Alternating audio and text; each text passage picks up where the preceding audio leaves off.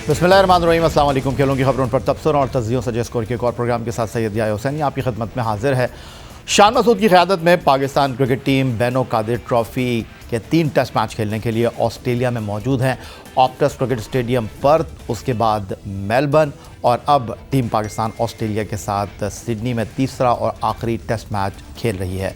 कल मैच के पहले दिन टीम पाकिस्तान के कप्तान शान मसूद ने टॉस जीतकर पहले बल्लेबाजी का इंतखाब किया और पाकिस्तान की पूरी टीम 77.1 ओवर की बैटिंग में 313 रन बनाकर आउट हो गई थी।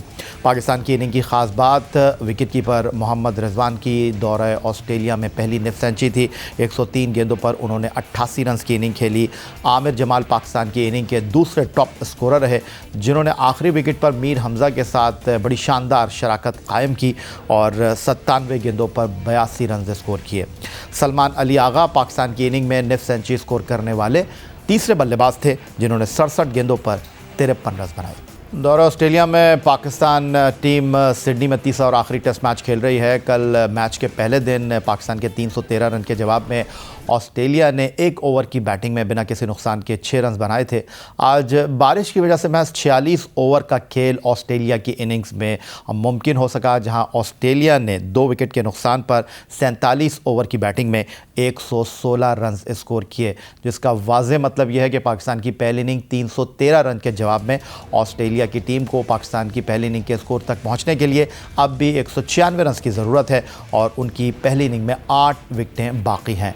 ऑस्ट्रेलिया की पहली इनिंग में डेविड वार्नर 34 और उस्मान ख्वाजा 47 रन बनाकर आउट हुए। दौरा ऑस्ट्रेलिया में टीम पाकिस्तान की नाक़िस फील्डिंग का सफ़र जारी है और पर्थ, मेलबर्न और सिडनी यहाँ भी यह सिलसिला जारी रहा और पाकिस्तान टीम के बॉलर्स ऑस्ट्रेलिया के बैट्समैनों को चकमा देती हुई गेंदों पर विकेट के हुसूल में बहुत हद तक नाकाम साबित हुए हैं और उसकी एक बड़ी वजह पाकिस्तान की नाक़िस फील्डिंग रही है।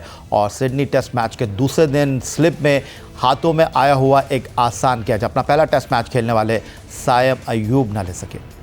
बड़ा सवाल है पाकिस्तान की फील्डिंग को लेकर, और अगर पाकिस्तान की फील्डिंग ये गलतियां दौरा ऑस्ट्रेलिया में ना करती तो शायद सिडनी टेस्ट मैच का नतीजा तो अभी नहीं आया, लेकिन मेलबर्न टेस्ट का नतीजा तब्दील हो सकता था, जहां पाकिस्तान को 79 रन से नाकामी का सामना करना पड़ा और ये सीरीज़ पाकिस्तान के हाथ से चली गई। पाकिस्तान सीरीज़ में 2-0 के खसारे में है। बिलखुसूस मेलबर्न टेस्ट मैच में मिचेल मार्श का एक आसान कैच अब्दुल्ला शफीक ने ड्रॉप किया और वहां से टीम पाकिस्तान को मुश्किल सूरत हाल का सामना करना पड़ा। दौरा ऑस्ट्रेलिया में पाकिस्तान की नाक़िस फील्डिंग एक बड़ा सवाल बनकर उभरी है। बिलखुसूस स्लिप में कैचेस को लेकर बड़े सवालात उठ रहे हैं। दौरा ऑस्ट्रेलिया में पाकिस्तान के फील्डर्स ने हाथों में आए हुए आसान कैच ड्रॉप किए हैं। कैसे, आइए आपको दिखाते हैं।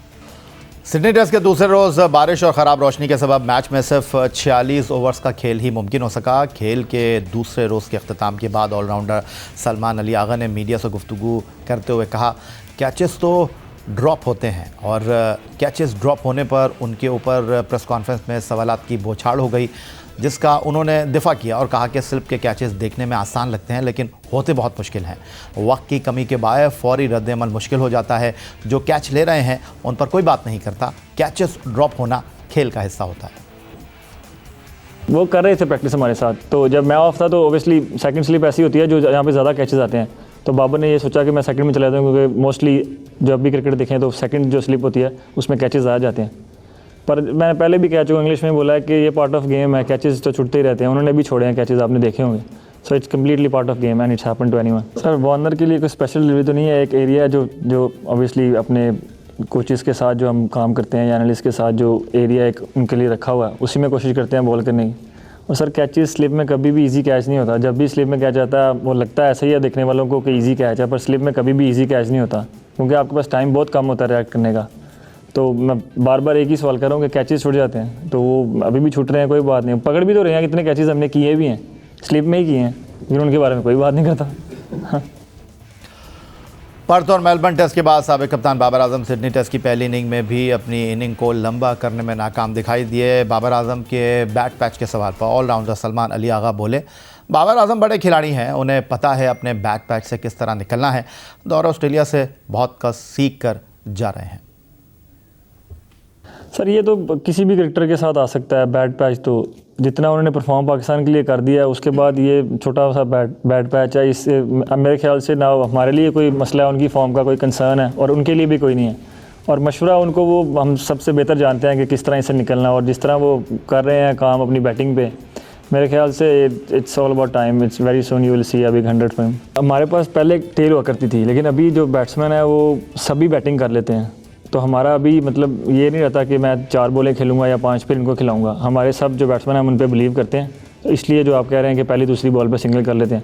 हाँ, और दूसरा ऑस्ट्रेलिया का टूर है, हमेशा आपके लिए लर्निंग का ज़रूर होता है, काफ़ी कुछ सीख के जाएंगे यहाँ से और सीखा भी है, और कोशिश करेंगे जब दोबारा आएंगे तो डिफरेंट टीम नजर आएंगे।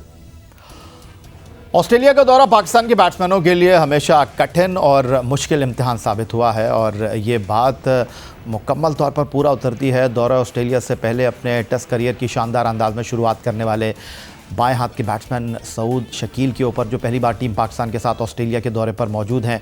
12 गेंदों पर सिडनी टेस्ट मैच की पहली इनिंग में वो 5 रन बनाकर पवेलियन लौटे, और इस सीरीज़ में अब तक वो कोई बड़ी इनिंग खेल नहीं पाए हैं। ऑप्टस क्रिकेट स्टेडियम पर टेस्ट मैच में वो 28 और 24 रन की इनिंग खेल सके, फिर मेलबर्न टेस्ट मैच में वो 9 और 24 रन बनाकर पवेलियन लौटे।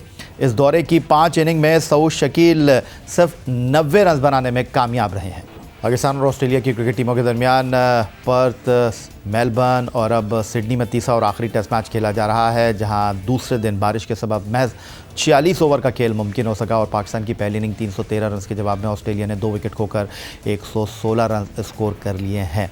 उधर पाकिस्तान की T20 टीम न्यूजीलैंड के दौरे पर रवाना हो चुकी है। पाकिस्तान टीम ऑस्ट्रेलिया के दौरे के बाद न्यूजीलैंड पहुंचेगी, जहां न्यूजीलैंड के साथ 5 T20 मैचों में पाकिस्तान टीम को मुकाबला करना है। पाकिस्तान टीम ने इस दौरे के लिए टेस्ट ऑलराउंडर यासिर अराफात की खिदमत हासिल की हैं, जो कि पाकिस्तान टीम के कैंप को हेड कर रहे थे लाहौर में, उन खिलाड़ियों के जो कि दौरा न्यूजीलैंड के लिए अनाउंस हुए हैं। उनके हवाले से गुफ्तगू करेंगे एक ब्रेक के बाद।